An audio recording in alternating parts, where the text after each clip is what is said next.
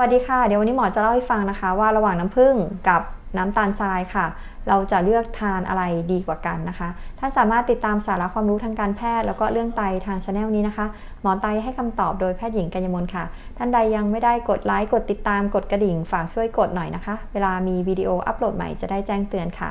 และมาคุยกันนะคะน้ำผึ้งกับน้ำตาลทรายค่ะอะไรดีกว่ากันนะคะข้อแรกค่ะที่จริงแล้วทั้งน้ำผึ้งและน้ำตาลทรายเนี่ยค่ะมีพลังงานเหมือนกันเลยนะคะทานไปเนี่ยเราก็ได้สารพลังงานในหมวดของคาร์โบไฮเดรตเช่นกันค่ะแต่ว่าแตกต่างกันตรงที่ว่าถ้าเราทานน้ำผึ้งนะคะนอกจาก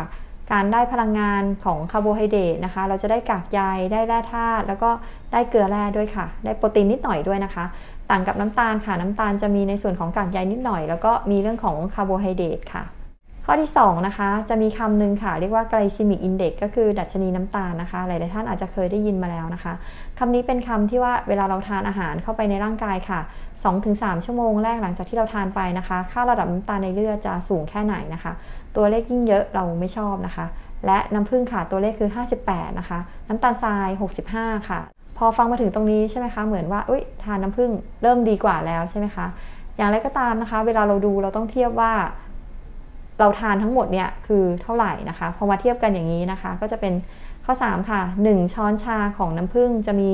คาร์โบไฮเดรตประมาณ 5.8 กรัมนะคะ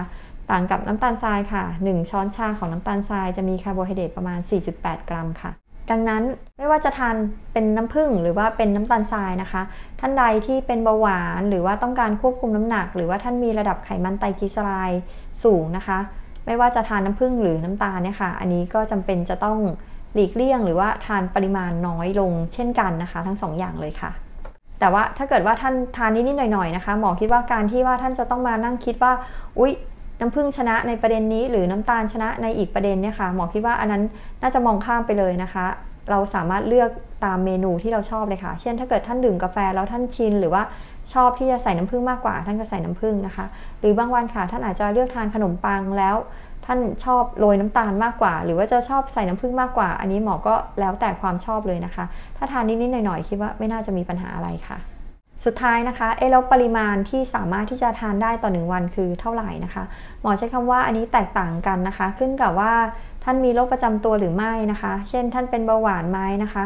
มีไขมันไตรกลีเซอไรด์สูงไหมนะคะและระดับตอนนั้นนะคะเบาหวานคุมได้ดีหรือเปล่านะคะหรือว่าท่านน้ำหนักตัวเกินไหมหรือว่าควบคุมน้ำหนักมาจนระดับที่น้ำหนักปัจจุบันของท่านนะคะท่านพอใจแล้วหรือยังนะคะรวมทั้งท่านเป็นไตไหมเป็นไตระยะที่เท่าไหร่แบบนี้เป็นต้นนะคะอันนี้หมอพูดในภาพรวมเฉลี่ยโดยทั่วไปแล้วกันนะคะโดยปริมาณน้ำตาลแนะนำค่ะไม่ควรจะเกิน 4-6 ช้อนชานะคะย้ำว่าเป็นช้อนชาต่อวันค่ะแต่ว่าถ้าเกิดคุณหมอแนะนำปริมาณของน้ำตาลที่ท่านควรจะทานน้อยกว่านั้นอันนี้ก็ขึ้นกับคุณหมอแนะนำเป็นรายบุคคลค่ะถ้าเกิดน้ำตาลทรายนะคะ 4-6 ช้อนชาต่อวันน้ำผึ้งก็ลดปริมาณจากนั้นลงมาอีกนิดหน่อยค่ะสรุปอีกทีนึงนะคะว่าทานน้ำผึ้งหรือว่าน้ำตาลดีกว่ากันค่ะข้อแรกนะคะทั้งน้ำผึ้งและน้ำตาลให้พลังงานทั้งคู่ค่ะโดยน้ำผึ้งจะมีดัชนีน้ำตาลต่ำกว่าแต่น้ำผึ้งให้พลังงานมากกว่านะคะและแนะนำทานจำกัดถ้าเกิดเป็นผู้ป่วยเบาหวานต้องการควบคุมน้ำหนักหรือว่ามีไขมันไตรกลีเซอไรด์สูงค่ะถ้าเกิดทานปริมาณน้อยนะคะก็สามารถทานได้เลยค่ะโดยปริมาณที่เหมาะสมก็จะแตกต่างกันเป็นรายบุคคลขึ้นกับโรคประจำตัว